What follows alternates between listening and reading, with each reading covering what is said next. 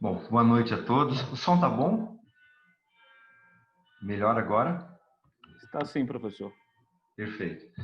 Bom, eu quero agradecer ao Rodrigo pelo convite e o pessoal da organizador do evento e vou falar um pouquinho sobre o sofrimento cardiovascular com Covid-19. Uma coisa importante que aconteceu com o Covid é uma mudança importante no comportamento do cardiologista em relação ao Covid-19. O que a gente tem visto é uma mudança de protocolos. A gente tem mudado muito protocolos, a intervenção que a gente faz no paciente cardiopata mudou completamente no Covid. Eu falo que é um novo capítulo da cardiologia. Vamos lembrar um pouquinho com relação às manifestações clínicas do Covid. A gente tem o sintoma inicial dele, né, que é o sintoma gripal, é o sintoma de febre, tosse seca, os sintomas de gripe que o Covid produz. E em casos mais graves de espineia, e vem outros sintomas, dor torácica e tudo. E os sintomas extrapulmonares, que são extremamente importantes, e elas acontecem de uma forma um pouco secundária, uma fase um pouco mais tardia em relação à infecção do Covid, e está muito relacionado com fatores de risco. Essa lâmina todo mundo conhece, primeiro do lado de esquerdo em relação à mortalidade, todo mundo sabe, isso é bem notório, que enquanto mais as pessoas envelhecem, quanto mais idosas, maior é o risco de mortalidade relacionado ao Covid, e do outro lado, relacionado às patologias pré-clínicas ou pré-existentes, e que são muito importantes no desenvolvimento de problemas ou de complicações relacionadas ao Covid. Doenças cardiovasculares como o primeiro, e as condições, o que chama atenção é o último tópico, quer dizer, vocês deem uma olhada nas condições que não tem patologia prévia, é menos de 1%. Talvez tão mais importante que a idade no paciente portador do Covid é a associação de comorbidades, porque praticamente 99% das mortes relacionadas ao Covid, todos têm pelo menos um fator de risco relacionado.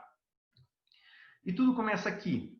Essa é a ligação do SARS-CoV-2 com a célula para sua entrada através de um receptor AC2, que é a enzima de conversão da angiotensina 2. Ele se liga a ela e faz a inclusão dela, introduz dentro da célula para fazer a sua replicação.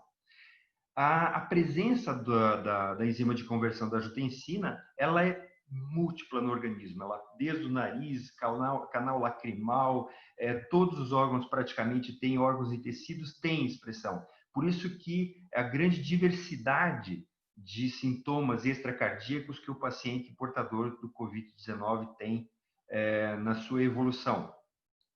E é importante a gente entender, porque muita coisa...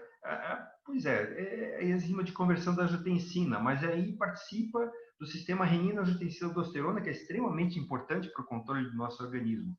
Mas onde que atua exatamente a AC2? A AC2, a enzima de conversão da angiotensina 2, ela atua transformando a angiotensina 1 em angiotensina 1,9 e, por fim, 1,7, e a angiotensina 2 em angiotensina 1,7. E o que é isso? Por que isso é importante? Porque a angiotensina 1,7 produz vasodilatação, antihipertrófico, tem ação antihipertrófica, antioxidante, anti-inflamatório, antifibrótica, quer dizer, tem um efeito muito benéfico. Ao passo que se mantém na angiotensina 2, aí tem os efeitos que a gente conhece.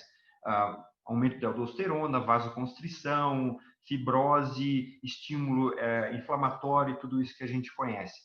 Isso é importante pelo que a gente tem visto recentemente em relação ao uso de medicamentos, por exemplo, IECA e BRA, como é que fica isso?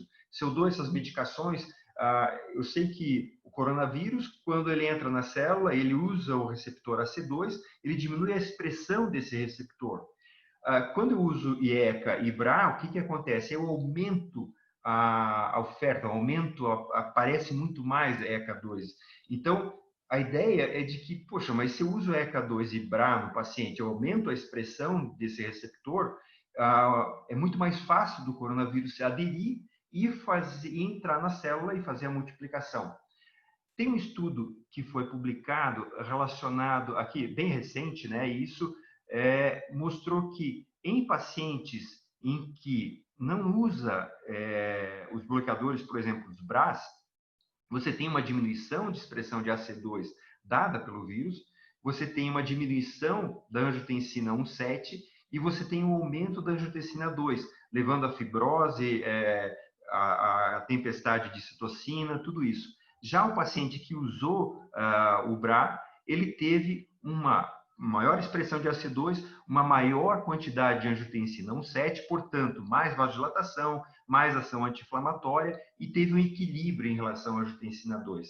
Então, isso é uma questão que a gente vai ver, tem um estudo recente que eu vou mostrar que, em relação ao uso dessa medicação. E aqui é o grande quadro que fala para nós em termos de sintomatologia. Então, quando a gente vê isso, o paciente em estágio 1, a fase inicial da infecção do corona, ele está na resposta viral, é a fase da replicação viral. 80% dos pacientes de Covid, eles se situam nessa posição e praticamente vão se curar sozinhos. A cura é espontânea praticamente nisso. É o grupo onde o paciente tem aqueles sintomas gripais iniciais. O paciente que vem para o estágio 2 é a hora que ele transforma de um estado gripal para iniciar com dispneia. Se ele começa com dispneia, ele é 2A, ele já passa para a fase 2. E da fase 2A para a fase 2B, a diferença entre elas é o paciente que tem dispneia e ele começa a ter taquicardia, uma taquidispneia maior, o paciente começa a fazer hipóxia, o paciente começa a alterar os exames, os marcadores inflamatórios do sangue. Então, essa linha que divide 2A e 2B, praticamente é uma linha que divide tratamento. Para trás, de 2A para estágio 1, praticamente o tratamento é sintomático. Tem muito pouca coisa em relação a isso. Tem um estudo recente agora que falou sobre o uso de corticoide em doses baixas nesse paciente com dispneia, mas é tudo empírico, não está em protocolo. Os tratamentos passam a ser a partir de 2B.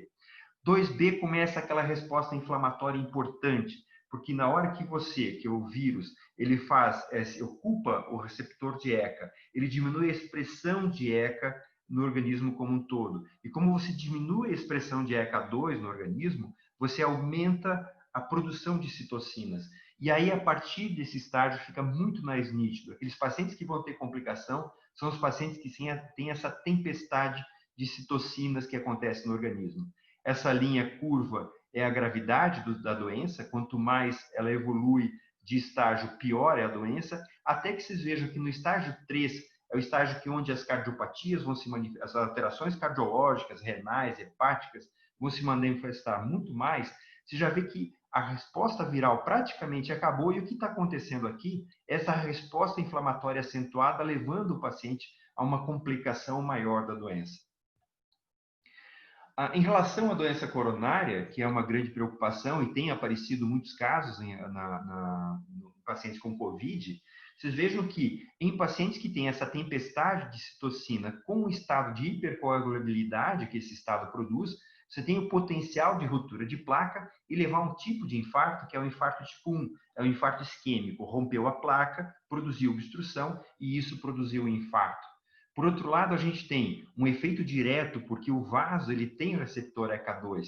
Então, existe um efeito direto do vírus no vaso, produzindo uma inflamação celular vascular, levando a um potencial risco de infarto.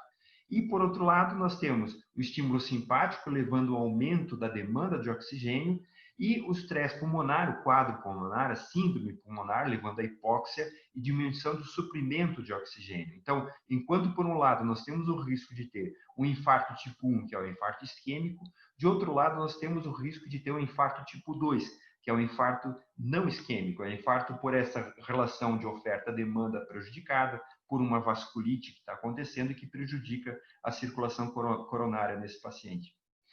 Temos ainda a alteração que é uma das mais frequentes de manifestação, que é a insuficiência cardíaca. Então, o quadro de hipóxia produzido pela síndrome pulmonar associado leva a uma diminuição do suprimento miocárdico.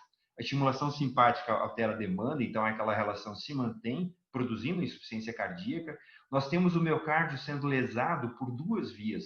Primeiro, porque o músculo cardíaco também tem receptor ECA e o vírus pode ter uma ação tóxica direta no músculo, produzindo essa inflamação. E, por outro lado, nós temos essa tempestade de citocina que acontece e produzindo uma lesão, uma depressão miocárdica relacionada a isso, levando a quadro de insuficiência cardíaca. E o vírus ainda pode também, produzindo miocardite, os efeitos inflamatórios e a estimulação simpática, ter um potencial arritmogênico muito maior. Aqui, o que fala para nós em relação à importância dos dados inflamatórios, e um deles se acompanha, e um dado de lesão importante que se acompanha aos inflamatórios é a de troponina. A gente vê que é um grande marcador de complicação. Quando você tem elevação de troponina por N mecanismos, todos eles indicam um pior prognóstico, uma chance de mortalidade muito maior. A tempestade de citocinas, ela produz uma lesão imunomediada no miocárdio, produzindo alteração. A disfunção e instabilidade da placa levando a infarto, a disfunção endotelial e estresse oxidativo levando a microangiopatia e tudo isso levando ao aumento de troponina. Tanto é que o paciente que tem elevação de troponina e mesmo uma alteração eletrocardiográfica mudou o protocolo da cardiologia, porque isso pode ser uma mimetização de infarto, pode ser uma miocardite, pode ser uma trombose microvascular, uma lesão citocina mediada, uma cardiomiopatia, estresse induzida. Então, tudo isso pode estar relacionado ao COVID. E pode ser realmente também a doença coronária. Eu deixei aqui também como referência um caso, um caso descrito, e quando zebras são qualquer coisa, não esqueça do cavalo. Quer dizer, quando tudo é COVID, lembra que também a doença coronária ela pode se manifestar de forma isolada.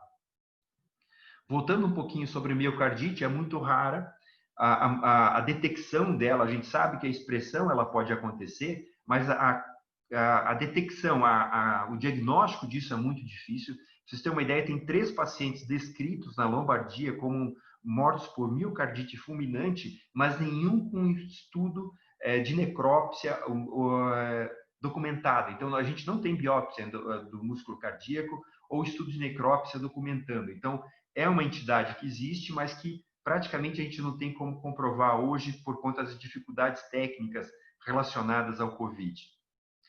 Esse é um dado bastante importante que mostra qual a importância da atividade inflamatória em pacientes que têm COVID e que vão responder muito mal. Esse primeiro quadro A, vocês vejam a interleucina 6, a expressão dela em relação, em vermelho, os pacientes que morreram, e em azul, os pacientes que sobreviveram ao COVID grave. Vocês vejam que, progressivamente, com o passar dos dias, aqui chega a 19 dias, o aumento é exponencial da interleucina 2. A PCR se acompanha com o marcador da interleucina. Nesse quadro B, a gente tem troponina, a gente tem PCR e a gente tem interleucina, todos eles mostrando uma grande expressão nos pacientes que morrem.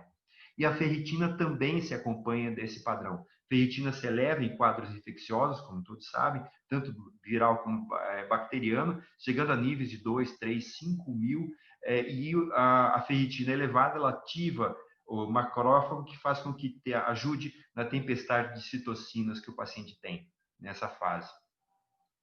Então, a gente viu as potenciais riscos que o paciente corre, então, a doença coronária, a miocardite com uma alteração de função, a insuficiência cardíaca, a arritmia cardíaca.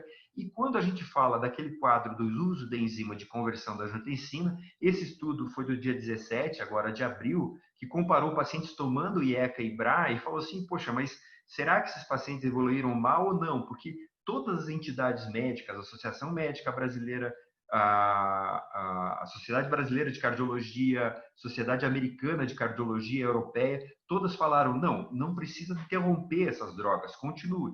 E esse estudo foi avaliando exatamente um grupo de pessoas na China que estavam tomando as drogas e comparou com o outro que não estava. E o que mostrou para nós? Que os pacientes que estavam tomando IECA tiveram um índice de morte menor que os que não estavam tomando, mostrando que aquela equivalência, quer dizer, aumento a expressão de ECA, eu corro risco de interiorizar mais vírus e replicar mais, mas eu, aumentando a expressão de ECA2, eu aumento a produção de angiotensina 1,7 e eu faço uma proteção maior anti-inflamatória. Então, realmente mostrou que isso se beneficia. Bom, eu espero ter ajudado e eu aguardo as perguntas no final. Obrigado.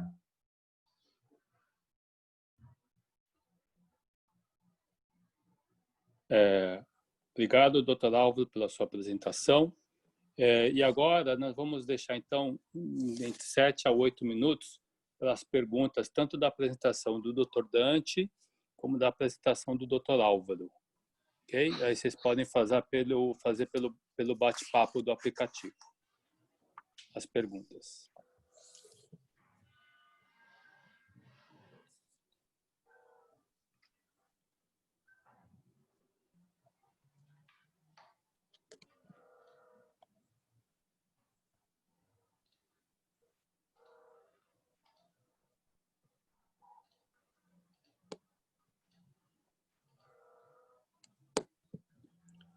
Ninguém?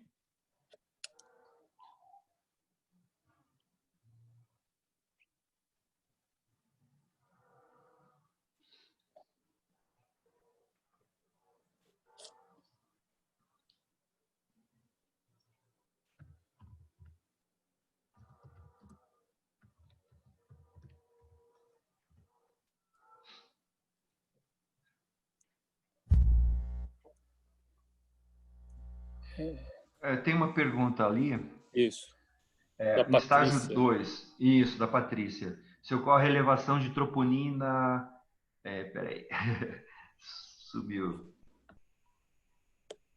Aqui. Em estágio Isso. 2, se ocorre elevação da troponina, ferritina, BNP e algum outro exame hematológico. Na fase 2, não ainda. Na fase 2, a 2A, digo. Na fase 2A ainda não existe isso, porque o paciente tem os sintomas. O que predomina ainda são os sintomas do vírus, basicamente do vírus, e o paciente passa a desenvolver, então, a dispneia para o 2A. 2B, sim. 2B as pessoas começam a ter alteração dos exames laboratoriais. Quer dizer, o dedímero começa a subir, quer dizer, já existe alguma alteração de coagulação, quer dizer, os marcadores inflamatórios começam a aumentar, o PCR subir, a troponina começa a distanciar um pouco da curva. Então, existem marcadores, porque nessa fase você já começa a ter uma atividade inflamatória um pouco mais acentuada, na fase 2B.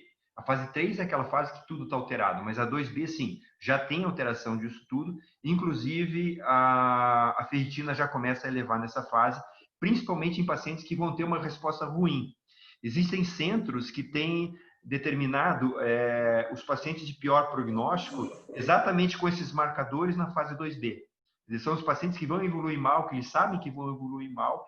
E eu tive notícia até da Inglaterra, alguma coisa, me desculpe se eu estiver enganado, mas quando os pacientes começavam a fazer essas elevações e quando se existia a necessidade de leitos, uma das condições que se fazia para o repouso do idoso, muito idoso, e que tivesse marcadores muito alterados e que a gente sabia que o prognóstico era fechado, e esses marcadores inflamatórios muito ativos, tanto na fase 2B como na fase 3. Sim, fase 2B anticoagulante, sempre. O que se viu nos estudos é que quando a gente faz heparina de baixo peso molecular, mesmo em doses profiláticas, você já tem uma melhora, porque não é só aquele efeito anticoagulante que a gente vê da heparina, mas também parece ter um efeito imunomodulador e que ajuda muito. Então, na fase 2B, sim, a gente já começa com heparina de baixo peso molecular, pode usar em doses profiláticas mesmo, que já vai ter um efeito bastante interessante. A última pergunta agora para o Dr. Álvaro Catani. Quando você muda a heparina profilática para doses terapêuticas? Isso.